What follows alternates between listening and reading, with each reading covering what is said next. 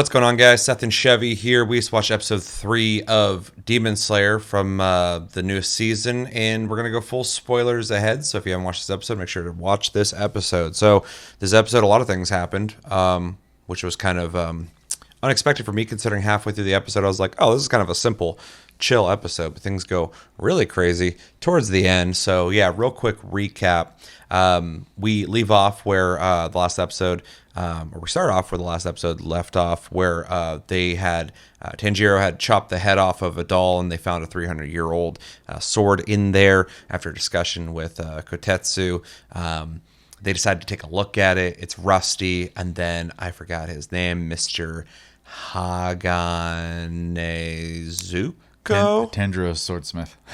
I think I got his name. Maybe his swordsmith shows up, looking huge. He's completely jacked, and when he first shows up, he's like a fucking giant.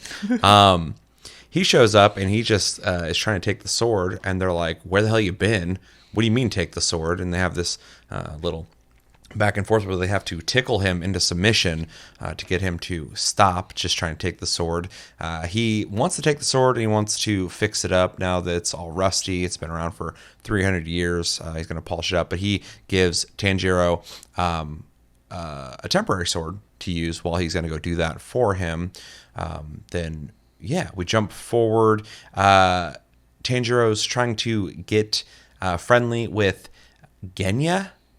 I think his name is Genya, the crazy kid from the first season, who we've seen on and off before. This guy wants nothing to do with Tanjiro, and there's a little something to do with him losing a tooth and now having it, and Tanjiro has the tooth for some reason. Very weird.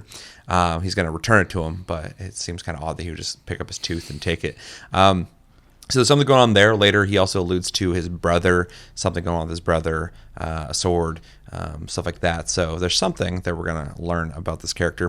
But yeah, Tanjiro wants to get friendly with this guy. He wants to go have breakfast with them after, they already did the hot spring. Genya seems very uninterested in that. So yeah, we're there. There is a swordsmith who leaves a hot spring late and comes upon a vase in the walkway that wasn't there before. It ends up devouring him. We find out that this is the 5th rank demon. I think it was the 5th one, right? Because the other one in this episode is the 4th. Yeah.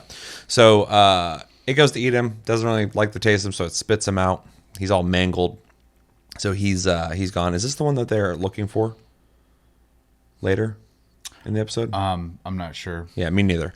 So yeah, anyway, this guy gets messed up. We know now that the 5th rank demon is at the swordsmith village, and then right after that we see the 4th rank demon is also there, talking about how they need to they're both there to essentially take out everyone in the village, which will obviously help them out if they can get rid of the swordsmiths, and the Hashira there. So we got 2 high rank demons here. The 4th rank is the weird grandpa old guy who's always like hiding and crawling around. And yeah, we get a really cool scene of Tokido, the blue-eyed guy, I believe that's his name, waking up Tanjiro because he's going to go look for his swordsmith, which I'm wondering if that's the guy who got ate in the vase. I'm not sure. Well, he said he was assigned a new one. Yeah. And so he needed to find him. Yeah, okay. And so Tanjiro essentially says he's going to help him find him, and they have a dialogue about, well, why don't you just worry about yourself? And he's like, when you help people, it helps you in the future. This is an important thing he says because it comes back later in the episode. But yeah, we get this really cool scene, though, where while they're talking, and Nezuko gets up stretching. I thought that was funny how she's just doing that. The 4th rank demon just like invites himself in the room, crawls in, and we'll talk about it, but it's a really cool scene because it's like slow-mo. It's milliseconds of time. But in this scene, you see Tokido already kind of moving in position to attack the dude. They attack the old guy. They take the head off. And we learn quickly that he just multiplies into 2 younger versions, 2 different versions, younger versions of himself. Yeah, very troll-like. Yeah. Except for, with the youth thing. But. Yeah.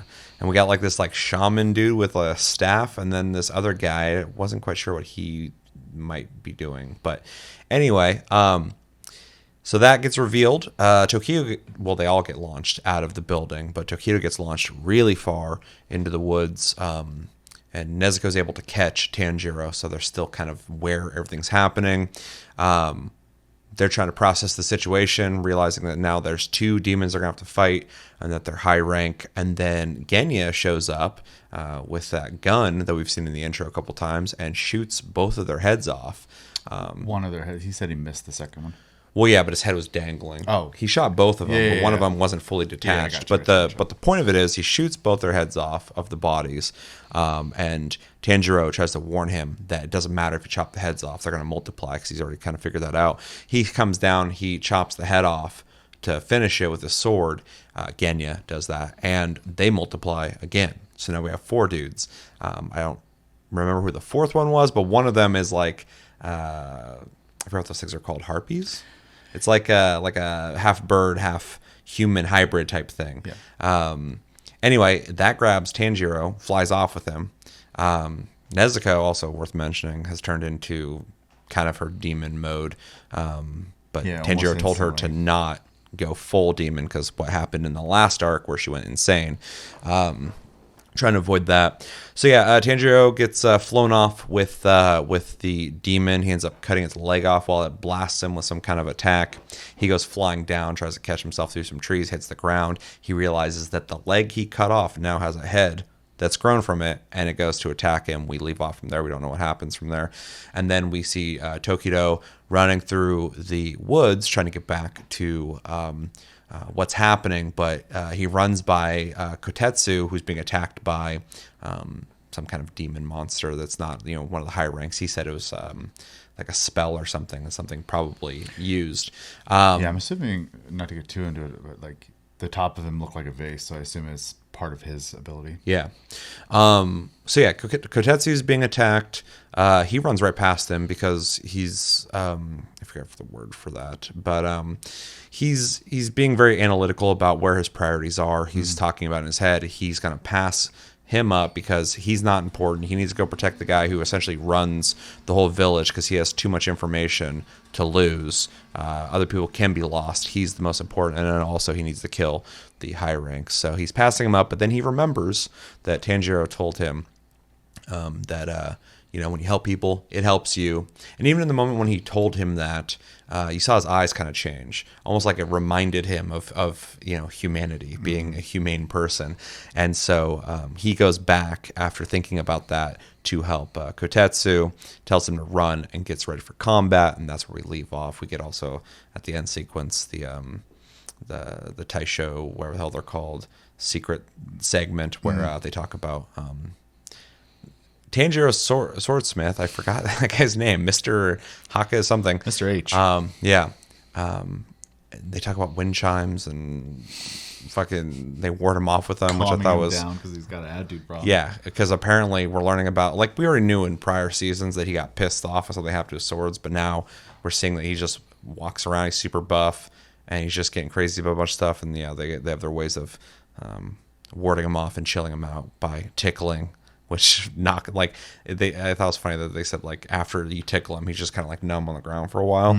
It's ridiculous. And then, yeah, ward him off with the wind chimes. But yeah, a seemingly straightforward episode turns into a pretty big episode for the season. This is the 3rd episode. It's pretty crazy we're jumping into this, but we're running out of time. We got to get this going. So what do we think of this packed episode?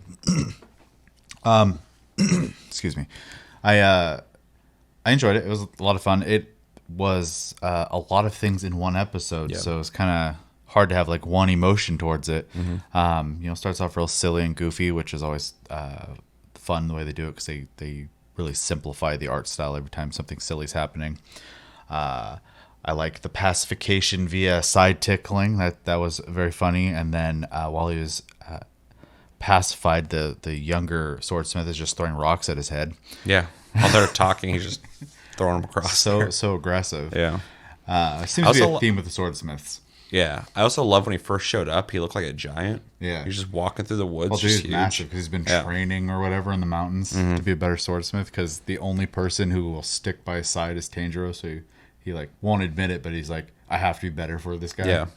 Yeah, because he said that obviously because he's difficult, people don't want to stick with him. So yeah. Yeah, so kind of a fun little tidbit there in the midst of the comedy.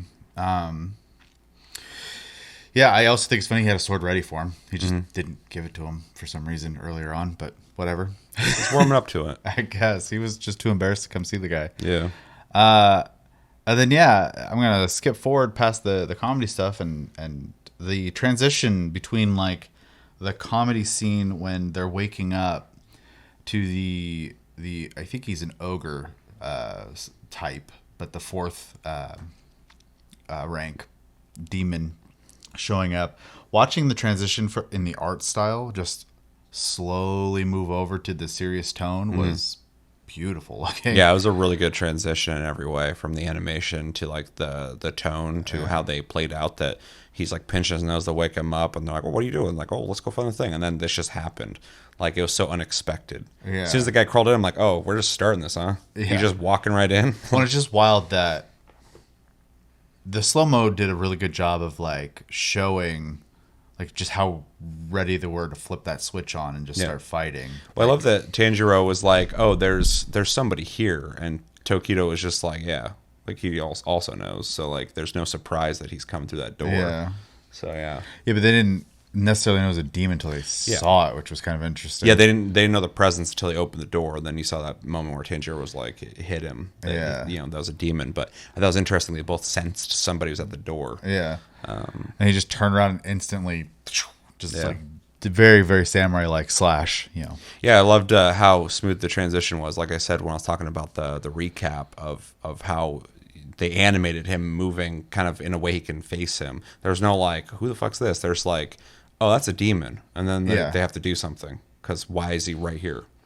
Yeah, they're not even, no one's supposed to know where this fucking village is. So yeah, it's also wild that we're in the third episode and both of them are in the village already. Yeah, like, is this whole season just gonna be fighting? That's gonna be insane. I feel like there's gonna be a lot of it because the first episode kind of laid the groundwork that this arc seems to be obviously, Tanjiro needs a sword and needed to recover, but also Muzan kind of put a hit out. Yeah, he's like, you guys got to take care of this like now. So they are doing that. Yeah, it's pretty wild. I kind of like the play on the ogre guy.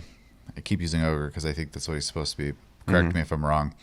But he's kind of have like the troll style, like regeneration. But I also kind of noticed there's a play on like it's his emotions being separated from the core body. Yeah. Because one was rage, one was joy, or no, it's like happiness, whatever, and then turned into joy and a sadness, I think it was, when it split again.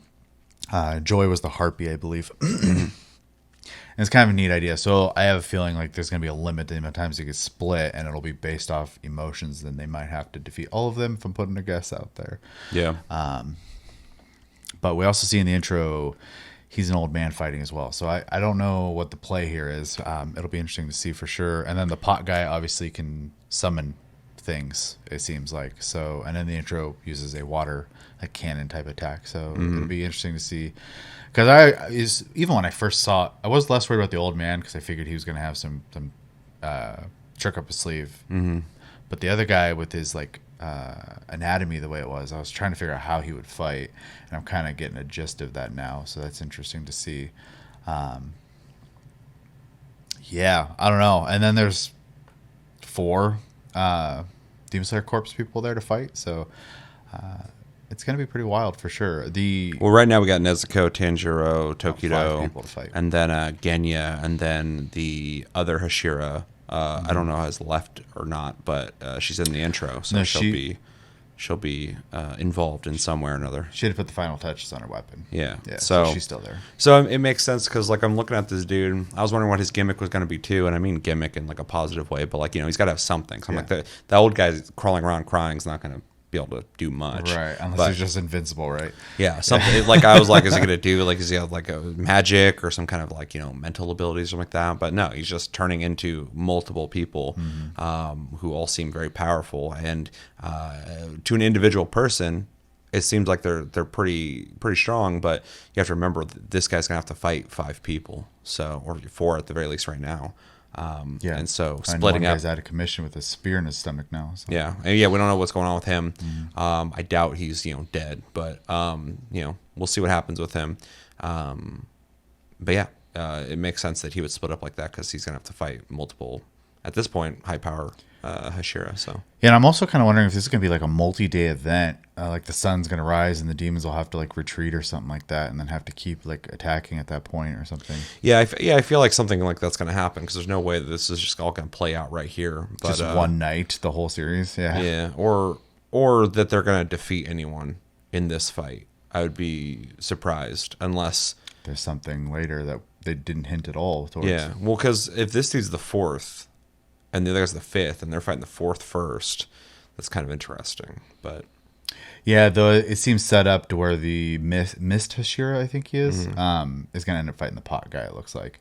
So, yeah, if I had to guess, because he got kind of pushed away from the battle. or at the very least, he's gonna have to just kill that thing that he summoned, whatever the hell that toad monster is. Yeah, I just feel on his way back, he's going to run into that guy. Yeah. And have to Well, fight I'm him. sure he's gonna make an appearance for sure. We don't know how it's gonna play out though. Yeah. So Yeah, I'm doing a lot of guessing right Yeah. now because just the way it's set up. And yeah, then I it feel- left us in a very cliffhangery area. Yeah, and if I had to guess, with like Tanjiro and the angry kid, fucking kind of being overwhelmed right now, I'm feeling the love Hashira is going to show up to help them. So Yeah.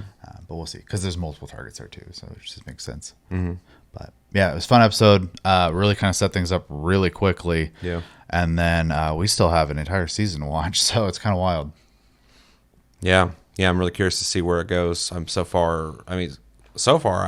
surprised with where everything's going. So they're definitely keeping the surprises there with the doll actually not being the first rank demon, which of course it wouldn't be, but like I had no idea what was going on there with that, and now with them just getting into combat instantly with one of the two high ranked demons that was sent after them. So it's been really interesting.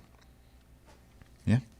I really liked the episode. I was enjoying the comedy aspect of the beginning a lot, but I was thinking, I was like, how much of this season is going to be just kind of like fun and comedy and stuff like that. I don't mind it. I like it, but I was like, when's something going to happen? And I did not guess that this was going to happen, but my concerns, not even concerns, just my thoughts on that have been thrown out the window because we went from that to this so quickly. But I did appreciate the comedy. I like that we're starting to get to know Genya a little bit because this whole time, every time I see that guy, I'm like, fuck that guy. Like, that guy's just angry. He looks crazy.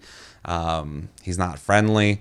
And even in that moment where, Tanjiro's being Tanjiro, overly friendly and like forcing that friendliness onto Genya, we got a little bit of, a conversation between the two. Then we got that scene where he was, finding that sword and talking about his brother. So if I can get some insight on him, I also liked that they referenced back to that Tanjiro broke his arm in the first season when he was getting crazy on that girl. I forgot he had broke the arm. And Tanjiro's just like, yeah, but you were like, he's just happy looking. He's like, yeah, but you were doing something bad, so I had to do it. I'm like, that was kind of psychotic looking for Tanjiro to say that. But it makes sense. The Nezuko stuff was fun. She's just having a blast in this swordsmith village. So adorable. Yeah, she's just walking around doing her thing and chilling. Then getting to see something more out of Tokyo is interesting. I like in last episode or last review, we talked about and speculated a bit on something must have happened to him that turned him so cold and analytical in terms of how he processes things, and we're starting to see a little bit of there is somebody, he's lost in himself, that is being brought out a bit when talking to Tanjiro. And if anyone's going to do it, it's going to be him because, of course, Tanjiro cares about everything a lot. So that's cool. The combat, we saw very little. It was more to establish what they are fighting and get a general gist of what they do. We have, a little bit of insight on that now. But it's done very well, of course, because this is Demon Slayer. And it was interesting to see a gun in play. I don't think of guns when I think of this show. So even the guy who got his head shot off was like, that was a different feeling, because I'm Yeah. sure he's used to getting cut Yeah. in combat, not having his head blown off. So that was really interesting as well. I also, if I have a chance to do it in games, like to use a gun and a sword at the same time. So I kind of like that Genya is using a sword and a gun. That's a really interesting mix for me. And yeah, the Tokido thing was cool. Him getting launched in the woods and helping Kotetsu, because these are these little steps that's going to bring him out of his shell of being this ice cold fighting machine, and start to view people as things worth saving and not just a numbers game. So I kind of like that we're getting there with that, and I'm curious to see when the Love Hashira is gonna show up and help out as well, because it seems like at this point we got a Royal Rumble happening, and I'm here for it. So very good episode. I liked it a lot, and we got like everything in this episode. We got the comedy, we got the storytelling, we got a lot of the characters in play, and we got the beginning of some cool combat. So very happy. It was a really good episode. So yeah. Anything else you want to say on it? Nope. Look forward to next week. Same. Let us know in the comments what you guys think of episode 3 of Demon Slayer. Did you like it? Did you not like it? If you didn't like it, what didn't you like? What didn't you like about it? If you did like it, what did you like about it? What stood out to you? What are some of your favorite parts? What's something in the episode that maybe we didn't talk about that you want to talk about? And are you looking forward to the next episode? What do you think is going to happen in the next episode? If you do know what does happen in the next episode, don't tell us. We haven't read the manga. We're trying to watch it blind. So, yeah, let me know everything you think about in the comments below when it comes to Demon Slayer. I've been Seth, this has been Chevy. Until the next episode, we'll talk to you guys later.